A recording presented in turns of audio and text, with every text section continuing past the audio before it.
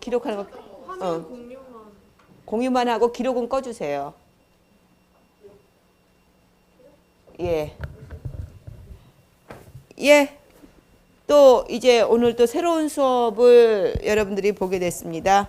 오늘은 약간 내용이 학습과 교수의 원리긴 한데 약간 내용이 다르죠. 예, 여러분들 미리 올라온 자료는 보셨으리라고 생각을 하고요. 그 내용을 바탕으로 해서 수업 시연 똑같이 보고 여러분들 학생들처럼 응원의 의미로 대응을 해주고요. 시연 이후에 보고 난 내용들을 함께 공유하면서 이야기를 나눠봅시다. 시작하기 전에 이름, 그다음에 수업 얘기해주고 시작해 주십시오. 예. 교육학 논리와 논술 수업, 학습과 교수의 원리, 학습의 원리와 방법 중 영역별 학습 전략과 방법 파트 수업 시연하도록 하겠습니다. 저희 조는 네이클로버 이은설 시연자입니다. 잠시만요.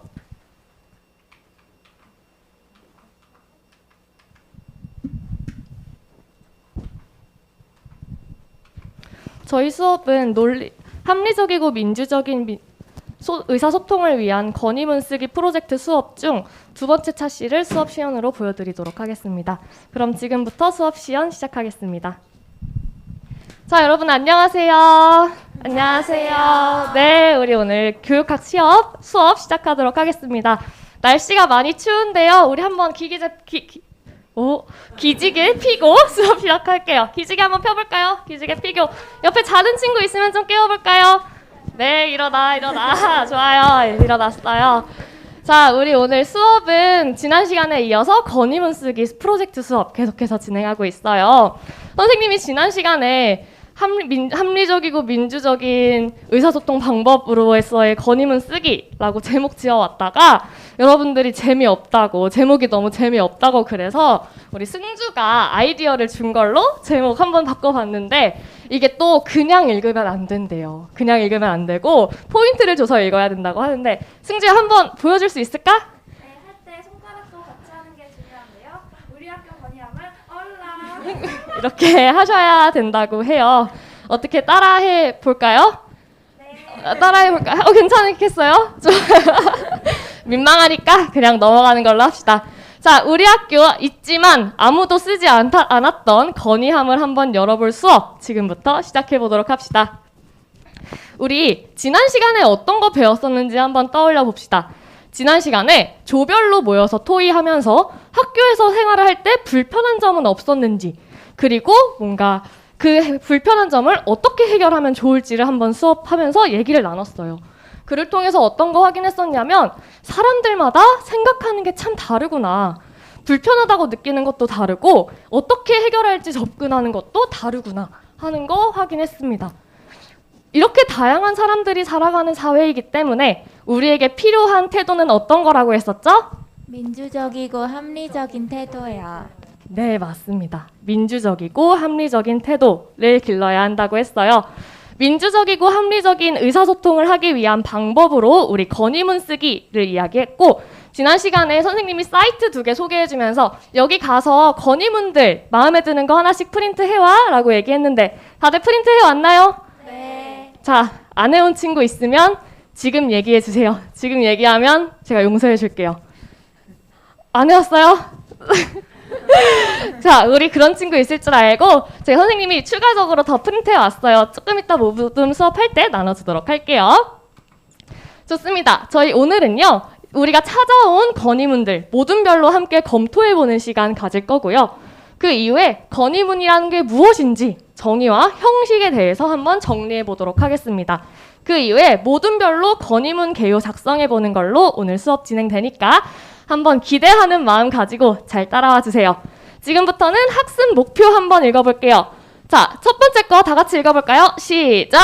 우리 학교 문제를 해결하기 위한 방안을 마련할 수 있다. 네, 좋습니다. 우리 학교 문제, 지난 시간에 해결 방안을 열심히 생각했는데 그걸 다 거기서 멈추는 거 아니라 건의문으로 녹여내는 시간 가질 거고요. 자, 두 번째 거 같이 읽어볼까요? 시작! 건의문 작성법을 설명하고 알맞게 작성되었는지 검토할 수 있다. 네, 우리 여러 가지 건의문들 오늘 각자 자기가 찾아온 것도 읽고 친구가 찾아온 것도 읽고 하면서 여러 가지 건의문들 다 읽어볼 거예요.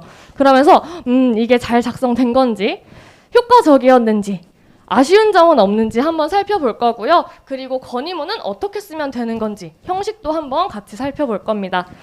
자, 그리고 마지막 거 또 읽어볼까요? 시작! 건의문 개요를 작성할 수 있다. 네, 이렇게 우리의 수업은 두 과정을 거쳐서 최종적으로 건의문의 개요 작성하는 것으로 마무리가 될 예정입니다. 자, 그럼 우리 지금부터 건의문 분석하기 할 거예요. 모든 별로 모여서 자기가 찾아온 건의문 돌려보고 그리고 분석해보는 시간 가질 건데 이거 그냥 하라고 하면은 좀 막막하고 어려울 것 같아서 선생님이 체크리스트 준비해 왔어요. 자, 이거 체크리스트. 근데 이 체크리스트 봐도 적절하게 선정되었는가? 정확하게 파악하는 게 어떤 거지? 합리적이고 설득력이 있는지는 어떻게 보면 좋지? 가 또 막막할 수 있고 잘 와닿지 않을 수 있을 것 같아서 선생님이 하나하나 선생님이랑 같이 읽어가면서 이런 것들이 어떤 의미가 있는 말인지 한번 감 잡아보도록 할 겁니다. 자, 그럼 우리 한번 하나씩 잘 살펴보도록 할게요. 우리 첫 번째 1번 체크리스트 문항 읽어볼 건데요. 이거는 우리 맨 마지막 줄에 우리 지난주에 쓰레기 문제 해결하고 싶다고 했었던 쓰레기조 친구들 이 한번 이거 읽어줄까요? 큰 소리로 읽어주세요. 시작! 문제 해결과 관련하여 건의할 대상이 적절하게 선정되어야 하는가? 네, 잘 읽어주셨습니다. 문제 해결과 관련해서 건의할 대상이 적절하게 선정되었는가? 자, 건의할 대상을 살펴보는 것이 중요한 이유는 뭐냐면요. 우리가 하는 건 문제 상황을 해결하기 위해서 상대방을 설득하기 위한 글을 쓰는 거죠. 우리가 낸 이 해결 방안이 합리적이고 수용 가능성이 있는가를 살펴보면서 건의문을 읽어 나가야 하는데요. 그러기 위해선 우리가 지금 누구한테 쓰는 거지?를 살펴봐야 합니다. 예를 들어서 친구한테 개수대를 설치해줘 라고 하면 과연 설치가 될까요? 아니요. 안 되겠죠. 아무래도 이 친구라는 존재 왜 안 될까요? 돈도 없어요. 네, 돈이 없죠. 학생은 친구는 돈이 없죠. 아무래도 친구한테 이렇게 얘기를 하는 건 불평을 토로하는 것 정도밖에 안 될 거예요. 친구가 아니라 이러한 것들이 우리의 문제이고 해결을 해야 한다라는 걸 건의할 대상을 적절하게 선정을 해서 이야기해야 할 거고요.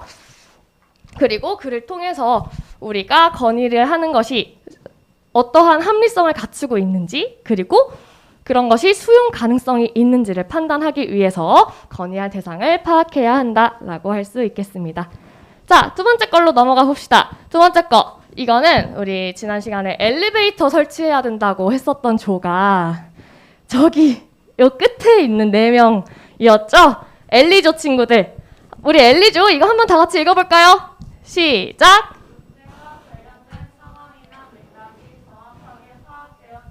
네, 잘 읽어줬습니다. 문제와 관련된 상황이나 맥락이 정확하게 파악되었는지 건의문을 읽으면서 이걸 확인을 해주셔야 합니다.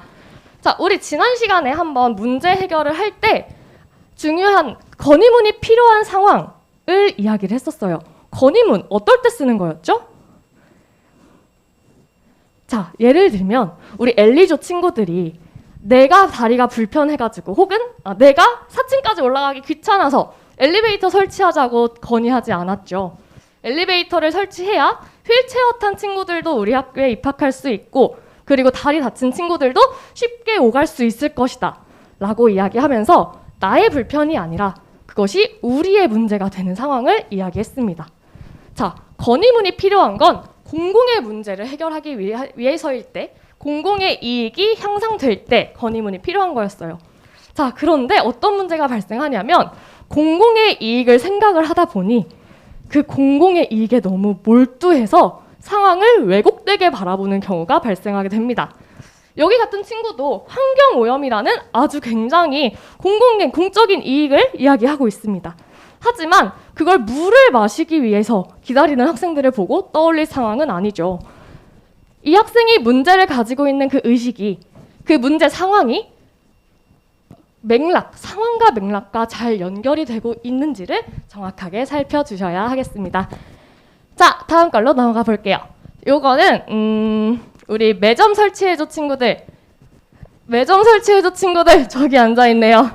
한번 큰 소리로 같이 읽어줄까요? 시작! 건의하려는 문제 상황, 요구 사항, 해결 방안이 드러나 있는가? 네, 맞습니다. 우리 이 건의문 쓰는 이유는 뭐였냐면은 문제 상황의 심각성을, 문제 상황이 심각한 것을 일깨우고 이를 통해서 해결책을 제시합니다.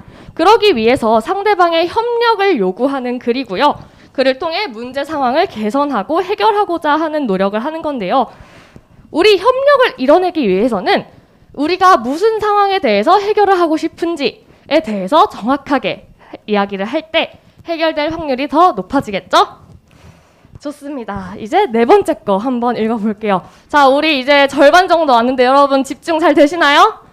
네, 오, 집중력이 아주 좋아요. 좋습니다. 그럼 계속 해볼게요. 우리 네 번째 거는 다 같이 한번 읽어볼까요? 시작! 문제에 대한 건의 내용과 해결 방안이 합리적이고 설득력이 있는가? 네, 좋습니다. 자, 문제에 대한 건의 내용과 해결 방안이 합리적이고 설득력이 있는지를 살펴봐야 합니다.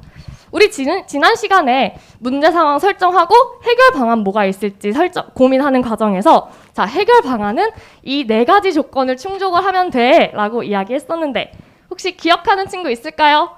저요. 한나 기억하시나요? 어떤 거 있었죠?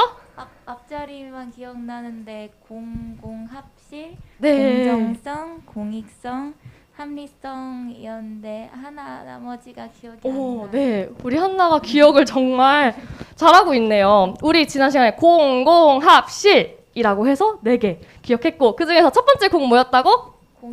공익성. 공익성 확실해요? 네. 확실해요? 네. 자, 두 번째 공은 뭔가요? 공정성. 공정성. 세 번째가 뭐였지? 합은 뭐죠? 합리성. 네, 그리고 마지막 실 뭐였냐면 공익성, 공정성, 합리성, 실현 가능성이었습니다. 우리 해결 방안 마련하는 거 절대 쉽지 않았어요. 이 네 가지 조건 충족시키면서 해결 방안 이야기했었잖아요. 건의문 읽을 때 역시 우리 지금 해결하고자 하는 그 방안이 합리적인지 평가하면서 읽어줘야 합니다. 예를 들어서 개수대가 부족한 이 상황에서 제빙기를 구매하자라고 이야기하는 거 전혀 합리적이지 못한 방향이죠. 자, 이렇게 보면 여러분, 누가 이런 실수를 하나요? 싶죠? 당연히 너무 말이 안 되는 것 같은데. 그런데요, 생각보다 많은 글들에서 우리가 건의하고자 하는 내용과 그거에 대한 해결 방안이 맞지 않는 경우가 있어요. 이렇게 극단적인 경우엔 쉽겠지만 교묘하게 비슷비슷한 상황이긴 헷갈릴 수가 있거든요. 그러니까 읽을 때 이런 부분들 주의해서 읽어야 된다는 거 기억해 주세요. 그리고 설득력이 있는가 부분에서는 어떤 문제 상황이냐에 따라서 설득을 하고자 하는 방식이 달라집니다. 문제 상황에 따라 이건 이성적 판단에 기대하겠다라고 하는 것들이 있을 수 있고 혹은 감정에 호소해야겠다라는 전략을 세울 수도 있고요. 그렇기 때문에 문제 상황에 맞는 설득력 있는 방법이 잘 결정되었는지 선택되었는지도 함께 읽어보면 좋겠습니다. 자, 우리 지금까지 4가지 살펴봤는데 지금까지는 건의문의 전체적인 요소, 전체적인 흐름을 살펴보는 거였다면 지금은 문장을 어떻게 구성해야 되는지를 살펴보려고 해요. 이것도 역시 다 같이 한번 읽어볼게요. 시작! 간결하고 분명한 표현을 사용했는가? 좋습니다. 다음 것도 바로 읽어볼게요. 시작! 건의 대상이 공감할 수 있는 언어를 활용했는가? 네, 좋습니다. 우선 우리 건의문은요. 이야기로 소통하는 게 아니라 글을 쓰는 거죠. 그렇기 때문에 내가 하고 싶은 말들을 마구 쏟아내기보다는 간결하고 분명한 표현을 써줘야 합니다. 자, 그럼 간결하고 분명한 표현은 어떤 건데요? 자, 간결하다는 건요. 우선은 문장의 길이가 길지 않으면 그래도 간결하다라는 느낌을 줄 수 있어요. 더불어서 분명한 표현을 사용했는지 보려면 문장이 주술이 호응이 잘 하고 있는지 형식이 잘 갖춰져 있는지 같은 것들 기억해 주면 되겠죠. 그리고 건의문 역시 요구사항을 이야기하는 공적인 글입니다. 그래서 우리 정중하고 예의 바른 태도로 글 써야겠죠. 그럼 지금부터 조별 활동 시작할 텐데요. 여기서부터는 시간 관계상 넘어가도록 하겠습니다. 자, 여러분 우리 모둠 활동 모두 마무리했어요. 지금부터는 건의문 어떻게 분석하면 좋을지 한번 살펴보도록 할게요. 우리 지금까지 건의문 읽어보면서 이런 게 건의문인가 하는 생각을 잡았을 텐데요. 하기에 앞서서 우리 전체적인 흐름, 우리 지금 이 수업이 어디서 시작해서 어딜 향해 가고 있는지 한번 잡아보도록 합시다. 우리의 목표는 뭐였냐면 학생이 주체가 되는 학교, 학생들의 의견이 반영된 학교를 만들어 보자 였었고, 이에 문제 상황에 적극적으로 대응하는 학생의 태도를 길러보자 라는 의미로 모둠 활동하면서 그런 것들 세심하게 우리 학교를 관찰해보는 시간을 가졌어요. 그 이후에 그런 것들 여기서 멈추지 말고 학교 관계자분들이나 교장 선생님께 한번 건의해보자 라고 했었고, 그 수단으로 선택했던 게 건의문이었죠. 지금부터는 그 건의문을 어떤 식으로 쓰면 좋을지 한번 같이 살펴보도록 합시다. 자, 우리 지금까지 건의문들, 여러 편의 건의문들을 읽어봤고요. 그리고 읽어보면서 판단도 해봤어요. 이건 이 부분이 효과적인 것 같고, 저건 이 부분이 아쉬운 것 같고, 이야기를 해봤는데, 자, 어때요? 여러분, 건의문이 뭔지 좀 감이 잡히시나요? 알 건 같은데 네. 확실하게 말로 건의문이 뭐야? 이렇게 물어봤을 때 말로는 잘 표현을 못하겠죠. 네, 뭔가 대충 건의하는 내용이 들어있으면 건의문 같긴 한데, 그게 과연 어떤 것들이 건의문으로 만드는지에 대해서 우리 함께 정리해보도록 합시다. 선생님이 건의문의 정의 한번 적어왔는데요. 이거 우리 다 같이 읽어보도록 할게요. 읽어볼게요. 시작! 공동체의 문제를 해결하기 위해 개인 또는 집단의 요구사항을 담아 쓴 글. 네, 맞습니다. 건의문은요, 공동체의 문제를 해결하기 위해서 개인 또는 집단의 요구사항을 쓴 글을 의미해요. 나의 문제가 아니라 우리의 문제로 우리가 자연스럽게 확장되고 있었음을 토의를 하면서 느꼈을 거고요. 그걸 이제 우리는 글로써 담아보려고 합니다. 자, 우리 건의문에는 그러면은 주로 어떤 내용들이 들어갔었나요? 문제 상황이요. 네, 문제 상황이요. 또 어떤 거 들어가나요? 네, 해결 방안도 들어갔었죠. 이거 여러분들 말 못했으면 힌트 좀 주려고 했는데 이미 여러분들이 너무 잘 알고 계셔서 문제 상황과 그 해결 방안을 제시할 수 있으면 그런 것들을 바로 우리 건의문이라고 얘기했어요. 자, 그럼요. 우리 문제 상황과 해결 대안만 있으면 그 모든 글들을 건의문이라고 할 수 있을까요? 아니요.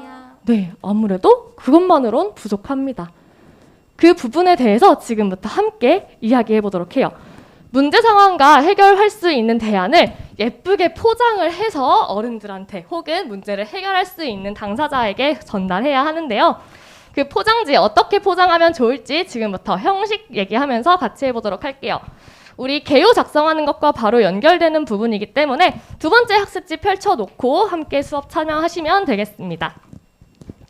자, 정인아, 우리 지금 여러 가지 건의문들 읽어봤어요. 그쵸?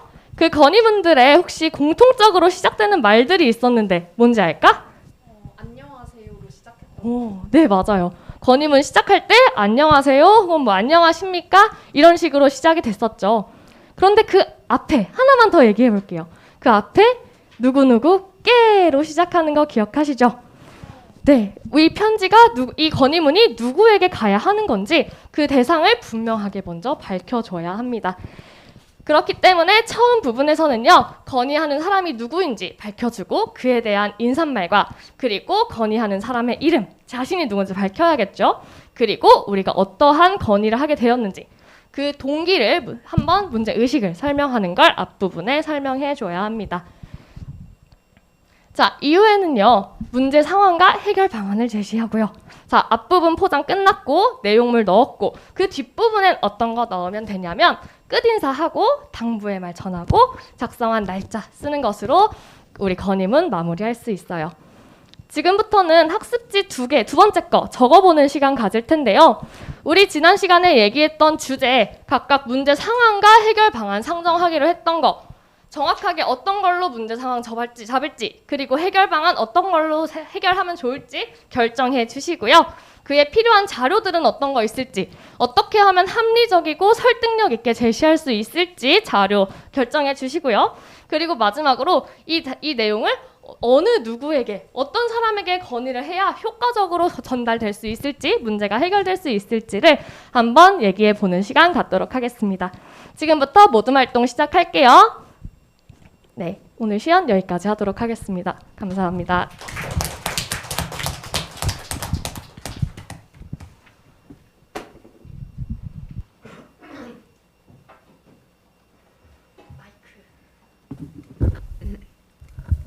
예, 수고 많았습니다. 예, 어떻게 보셨는지 우선 뭐 얘기 좀 해볼까요? 예, 어떻게 보셨습니까?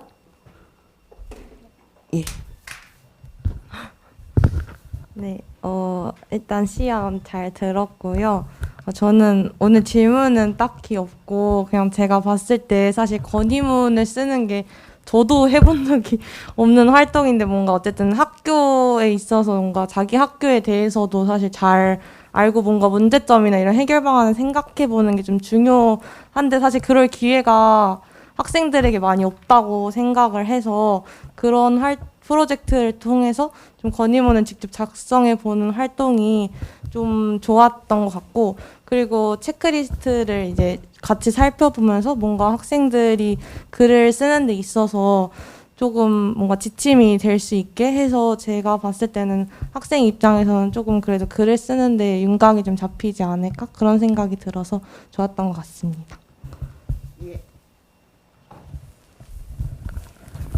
네. 저도 수업 시연 정말 잘 들었고 앞에서 수업 시연 하시는 분께서 진짜 선생님처럼 엄청 스무스하게 잘 해주셔가지고 저도 그냥 학생처럼 이렇게 잘 따라올 수 있었던 것 같고 그 자료 올려주신 거 봤었는데 이 수업 시연 하는 거는 건의문을 작성하는 거고 그 전반적인 흐름 같은 거를 봤을 때 정말 잘 준비하셨구나를 많이 느낄 수 있었거든요. 그래서 앞에서 이걸 작성하게 된 계기부터 그리고 마지막 최종 목표를 교장 선생님께 이제 진짜 직접적으로 건의를 한다라고 했을 때 사실상 이제 그냥 건의문 쓰는 활동을 쓰는 거에서 그치고 그냥 하면은 뭔가 학생들에게 실질적으로 다가오는 게 없을 것 같았는데 만약에 이걸 자기가 쓴 게 교장 선생님한테까지 가서 바뀔 수 있다라고 이제 가정을 해서 뭔가 좀 더 교육학이랑 좀 교육학만의 좀 차별점이라고 생각해서 그 부분 수업이 좀 잘 짜여진 것 같다라는 생각을 했습니다.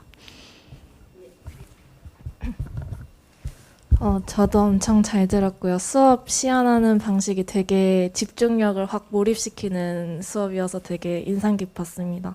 저는 조금 수업 들으면서 의문이 든 게 아까 건의문을 작성할 때 무엇이 문제와 관련된 상황이나 맥락이 될 수 있는가 이렇게 잘 파악해야 된다라고 설명하시면서 개수대 문제를 가지고 텀블러에 대해 생각하면 안 되겠죠? 라고 했는데 저는 약간 들으면서 개수대를 보면서 일상생활에서 물 같은 걸 보고 환경 문제에 대해서 충분히 생각할 수 있는 계기가 될 수 있지 않나? 라고 생각이 들어서 한번 조금 의문이 들었던 부분이었던 것 같습니다. 적절한 사례였는 거에 관한 질문이 모아서 한꺼번에 얘기할까요? 네, 저도 수업 시간 너무 잘 들었고요. 저도 건의함에 대해서는 이렇게 접근을 해볼 거라고 생각을 해본 적이 없는데 학생들한테도 좀 새롭고 좋았던 접근이라고 생각을 합니다. 그 다음에 중요한 부분을 또 반복적으로 또 음의 변화? 목소리 톤의 변화를 주면서 강조를 했던 부분들이 잘 이해를 할 수 있어서 너무 좋았던 것 같고 학생 참여형으로 이렇게 질문을 시켜가지고 하는 점도 다 좋았는데 전 특별히 피드백은 없고 저희를 이렇게 지목하실 때 약간 약간 잘못 나오신 것 같은데 네, 쓰레기 팀이라고 이래가지고 약간 너무 화들짝 당황했었거든요. 그래서 학생들한테도 혹시 이런 게 실제로 현장에서는 상처가 될 수도 있으니까 그런 부분만 교사가 유의한다면 좋을 것 같고 나머지는 다 좋았던 것 같습니다. 네, 우선 저도 수업 시간 너무 잘 들었고 교실에 있는 학생들 이제 모두가 수업에 참여할 수 있도록 질문을 하고 또 수업 때 프린트를 준비하지 않은 학생들도 수업에 참여할 수 있도록 이제 방지하는 장치를 설정해 주신 점이 너무너무 좋았습니다. 근데 저는 이제 세안에서 하나 궁금한 점이 있었는데 평가 계획서 부분에 학생들이 평가에 큰 부담을 느끼지 않도록 결과물에 초점을 둔 상대평가를 실시하기보다는 과정을 함께 고려한 절대평가를 시행하기 위해서 이제 최종적으로 교장 선생님께 전달할 건의문으로 선정된 글을 쓴 모둠에게 생활기록부에서 의사소통 영역과 문제 해결 영역의 우수함을 기록한다고 되어 있는데 이제 여기 교과 잠시만요. 네, 세안을 보니까 학교가 고교학점제를 채택하고 있는 것 같은데 이제 절대평가고 또 이제 교육학 과목 자체가 교양 과목이다 보니까 이제 성적을 산출할 때는 PF 과목으로 산출이 돼서 오히려 이제 생활기록부가 더 중요성이 커지는 과목일 것 같은데 이제 제일 잘해서 이제 교장 선생님께 건의문을 전달하기로 선정된 한 조만이 이제 생활기록부가 작성될 수 있다고 할 때 학생들이 오히려 수업에 참여할 때 더 큰 부담을 느끼지는 않을까. 왜 정성평가에서 한 조만이 이제 생활기록부의 우수함을 증명할 수 있는 상대평가의 원리가 적용된 걸까에 대한 궁금증이 들어서 질문 드리고 싶습니다. 여기서 끊고 대답하고 또 넘어갈까요? 이 부분은 우리 팀원분들께서 답변을 해주도록 하겠습니다. 네, 우선 첫 번째 질문인 개수대 문제에 대해 환경오염 문제를 충분히 떠올릴 수 있지 않은가에 대해서 설명이 조금 의문이 든다고 말씀해 주셨는데 일정 부분 동의를 하는 부분입니다. 그런데 저희가 수업을 준비하면서 소재로 했던 것이 바로 건의문이기 때문에 환경오염과 같이 다소 좀 거시적인 관점에서 큰 해결이 필요한 사항은 학생들이 건의를 해도 크게 쉽게 바뀌지 않는 부분이라고 생각해서 학생들의 입장에서 실질적으로 해결할 수 있는 방안에는 무엇이 있을까를 좀 미시적인 관점에서 실현 가능한 방안을 생각해 볼 수 있도록 하는 것에 좀 초점을 두고 이러한 예시를 준비했던 것 같습니다. 두 번째로 그 쓰레기라고 발언했던 부분에 대해서 지적을 해주셨는데 교사가 잘못 이야기한 것이 아니라 저희가 지도안을 쓸 때 가정한 것은 그 팀이 쓰레기 문제를 해결하고자 그 문제점을 채택을 했어요. 그래서 직접 그 학생들이 자신들의 이름을 쓰레기조라고 적어서 냈다는 걸 가정하고 저희가 그 팀 이름을 쓰레기조라고 불렀던 점 양해 부탁드립니다.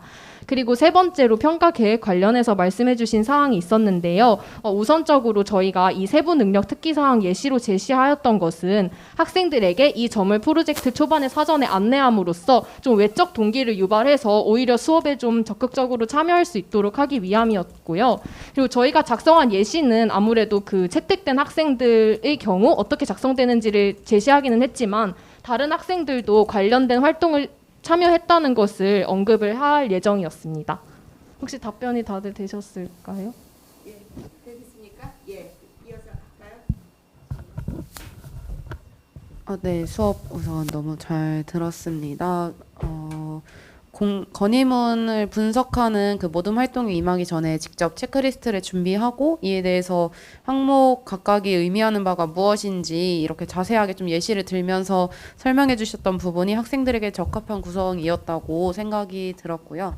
다만 이제 한 가지 아쉬웠던 점은 그 모둠별로 건의문 예시를 검토해서 방금 이제 얘기했던 이 체크리스트를 작성을 하면서 잘 쓴 부분과 아쉬운 부분을 학습지에 작성하여 발표한다. 이게 교수학습 활동이라고 제출해 주신 세안에 적혀 있었는데 제공된 학습지를 보면 단순하게 잘함, 못함 이렇게 체크하도록만 칸이 마련되어 있어서 이외에 작성하기에 마땅한 칸이 없는 듯 했거든요. 그래서 이게 수업에서 지향하고자 하는 방향이 학습지에 반영이 되지 않았던 건지 이 부분이 조금 아쉬웠습니다. 그리고 이제 이 프로젝트 자체가 1년에 100점의 배점을 가질 때 25점의 배점을 가진다고 나와 있었는데 이 중에서 이제 학생 동료 평가 중에 자기 평가 20%가 4개의 항목을 제시를 해주셨는데 그 중에 두 번째도 오늘 수업에서 나의 태도를 성찰해보자고 세 번째도 오늘 모둠 활동에서 나의 태도를 성찰해보자 이건데 오늘 수업 안에 모둠 활동이 들어가 있어서 이 부분이 조금 중복된다고 느껴졌거든요. 그래서 이 점이 조금 아쉬웠고 그리고 아까 이제 저쪽에 엘리베이터 설치를 건의한 팀이 있다 이런 얘기를 하시면서 건의문 작성은 공동의 문제에 대해서 작성하는 거라고 말씀을 하셨는데 이런 얘기를 하면서 올바르지 못한 예시로 2개를 들어주셨는데 그 중에 하나는 이제 내가 다리가 아파서 엘리베이터를 설치했으면 좋겠다 이런 내용이었던 것 같아요. 그래서 건의문 작성 공동체의 그런 불편함을 해결하기 위한 거라고 하셨는데 결국에는 사실 내가 다리가 아파서 엘리베이터를 타는 것도 건의문 작성의 이유가 될 수 있다고 생각이 들었는데 왜 이게 배제가 돼야 되는 건지, 왜 이게 아니다라는 식으로 진행이 되는지 이게 조금 궁금했습니다. 그리고 마지막으로 궁금했던 게 건의문 분석은 개인별로 이제 건의문 한 개씩 지참해서 분석하도록 활동이 설계가 돼 있는데 건의문 개요 작성하고 글 자체 작성하는 거는 보니까 개인별이 아니라 조별로 작성하도록 되어 있더라고요. 그래서 왜 이거는 개인별로 작성하는 게 아니라 글을 조별로 함께 작성하도록 활동을 구성하셨는지 그 이유가 궁금했습니다. 예. 지금 다 기록하고 있죠? 네, 일단 수업 되게 잘 들었고요. 그 발표하시는 분의 시선, 제스처, 그리고 공간 활용이 되게 돋보이는 수업이라고 생각을 했습니다. 네, 저희 질문은 2가지가 있었는데요. 그 건의문 체크리스트가 건의문 쓰기 전에 보는 건지, 건의문을 읽으면서 확인하는 건지, 건의문을 쓰는 과정에서 활용하는 건지가 좀 의문이 들었습니다. 그리고 2번째 질문은 체크리스트랑 학습 활동지 1번을 진행하고 건의문 정의에 대해서 알려주시는데 보통 그 반대가 되어야 되는 건 아닌지에 대한 의문이 들었습니다. 네, 잘 들었습니다. 네, 일단 수업 잘 들었고요. 건의문을 분석할 때 그 건의문 체크리스트도 활용하고 예시까지 들어서 구체적으로 설명을 해줘서 학생들이 잘 이해할 수 있을 것 같다고 생각을 했어요. 그리고 이제 교사가 학생들이 수업에 계속 참여할 수 있도록 분위기를 이렇게 환기시켜주는 것도 좋았습니다. 저는 딱히 질문 없습니다. 예. 답변 들을까요?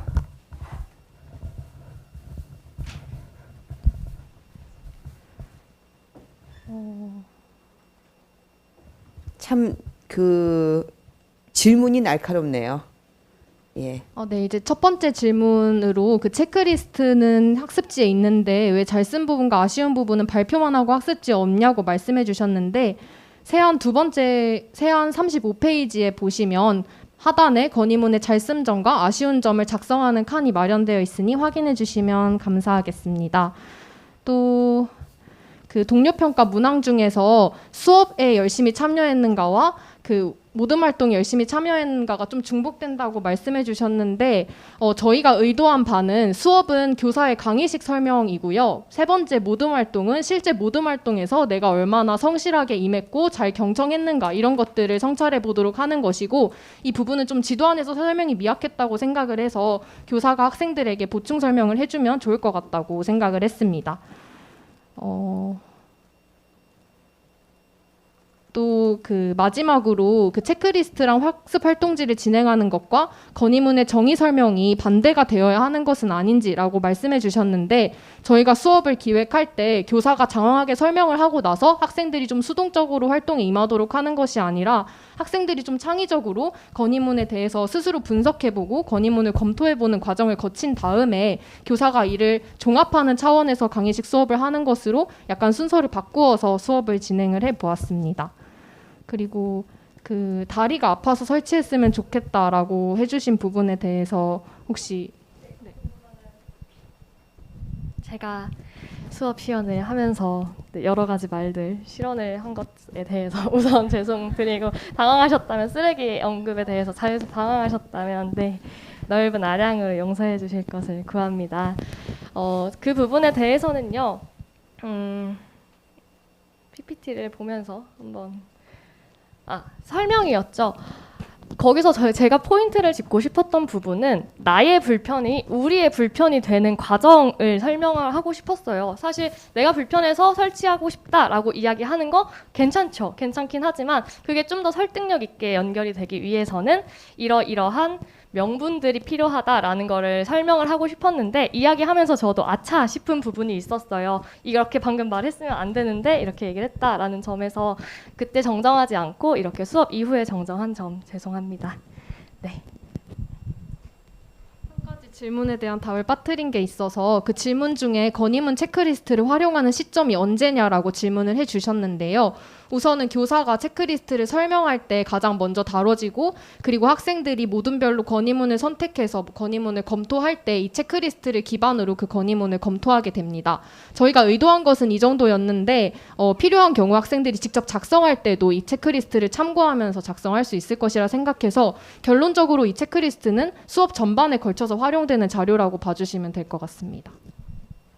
봐주시면 될 것 같습니다. 뭐였지? 생각이 스쳐 지나갔는데 왜 분석하는 건 혼자 진행을 하고 다른 건 모둠별로 작성을 하느냐라는 질문이 있었습니다. 그런데 여기 저희 야간 보시면은 모둠별 건의문 검토하는 부분에서 우선 한 가지를 선정을 해요. 자신이 찾아온 분석지에서 각자 여러 가지 건의문을 가지고 있잖아요. 그 모둠원들이 가지고 있는 것 중에 하나를 선정을 해서 그걸 이제 모둠별로 토의를 하면서 해당 학습지를 채우는 과정으로 되어 있어서 분석하는 과정도 모둠별로 토의하는 방식으로 진행된다라고 이해해 주시면 되겠습니다. 혹시 제가 수업 시간에 이 부분에 대한 설명이 적었다면 넓은 아량을 베풀어 주시기 바랍니다. 예, 더 저쪽에 얘기한 사람이 없는 것 같아요. 더 얘기할 사람 질문 없습니까? 예. 건의문과 관련된 내용은 사실은 이제 최종적인 결과는 완성된 글로 나오겠지만 그 문제의식, 아젠다 세팅부터 시작해서 탐색하고 찾아보고 토론하고 이 모든 과정이 내가 살고 있는 이 학교, 내가 생활하고 있는 이 학교를 좀 더 다른 시선에서 바라보고 거기서 발생하는 여러 문제와 불편함을 함께 해결하기 위해서 논의하는 과정도 굉장히 그에 못지않게 중요하다고 생각합니다. 그런 점에서 단순히 국어 시간에 글 쓰는 것과는 다른 각별한 의미를 담고 있는 것이고요. 그래서 그 각각의 과정이 이제 충실하게 이루어지는 게 굉장히 중요할 것 같다는 생각. 그것이 교육학 교과에서 수행될 수 있는 어떤 또 다른 소재일 수 있다는 생각을 하게 됩니다. 이제 다만 조금 이제 몇 가지 얘기를 하면 우선 그냥 그 동료의식 같은 건데 수업 시연하는 사람의 목소리가 좀 하이톤이에요. 그리고 이렇게 안정감을 주는 목소리가 아니에요. 내가 그렇거든요. 나도 목소리 이렇게 안정감을 주는 목소리가 아니에요. 노력을 해서 천천히 해야지라고 하지만 말하다 보면은 받침이 없어지고 발음이 뭉치고 어떤 내용에 내가 몰입하게 되면 좌우 보지 않고 막 달리고 막 이럴 수 있는 그런 목소리예요. 그래서 그런 목소리일 때 언제나 평정심을 유지하는 게 굉장히 중요하고요. 말을 또박또박 하려고 천천히 하려고 노력하는 게 중요해요. 그러니 제 수업을 듣는 학생들이 얼마나 힘들었겠습니까? 여러분들의 그 어려움을 충분히 이해하는데 그거는 항상 잊지 말아야 된다는 것이 굉장히 중요하고요. 뭐 장점으로는 굉장히 이 인토네이션이 있어서 딴짓하다가 정신 차리게 하고 뭐 이런 그 집중력에서 굉장히 높은 그게 있었다는 생각을 하고요. 저는 이제 이걸 보면서 자기 평가 이게 이제 몇 점 척도로 이루어지나요? 20%?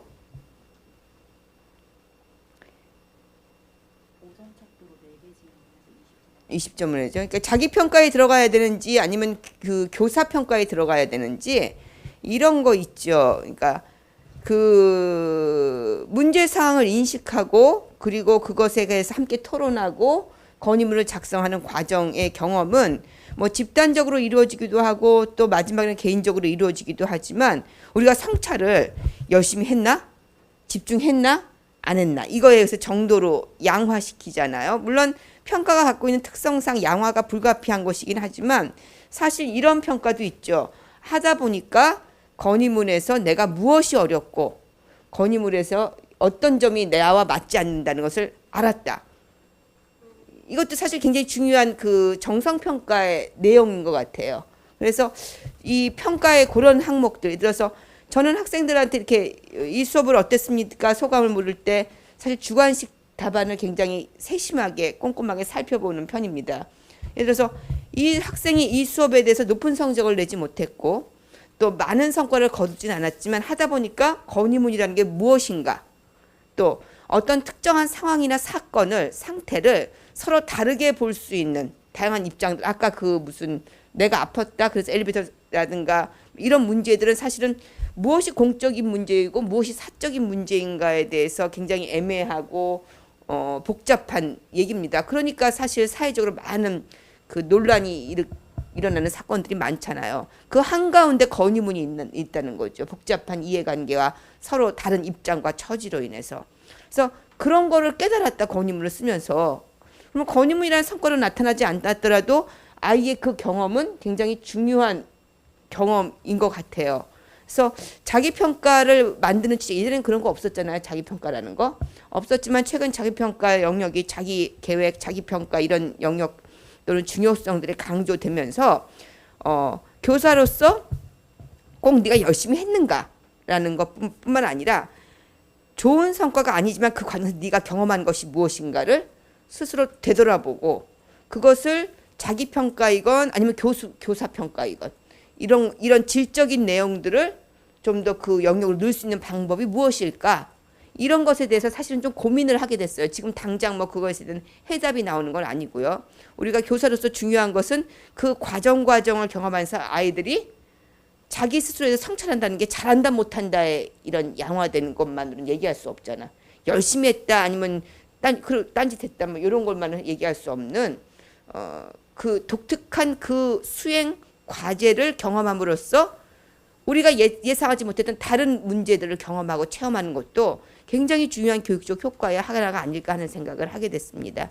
예, 그래서 앞으로 조금 뭐 다음 수업이라도 또 우리가 다음에 수업을 디자인할 때 여러분들이 교사가 돼서 수업을 할 때 그런 면들을 포착해서 평가의 내용으로 담아낼 수 있는 방법을 진지하게 고민해 보는 것도 참 좋겠다는 생각이 들었습니다.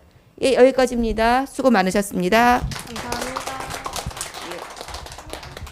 수고했어요. 집에 갑시다.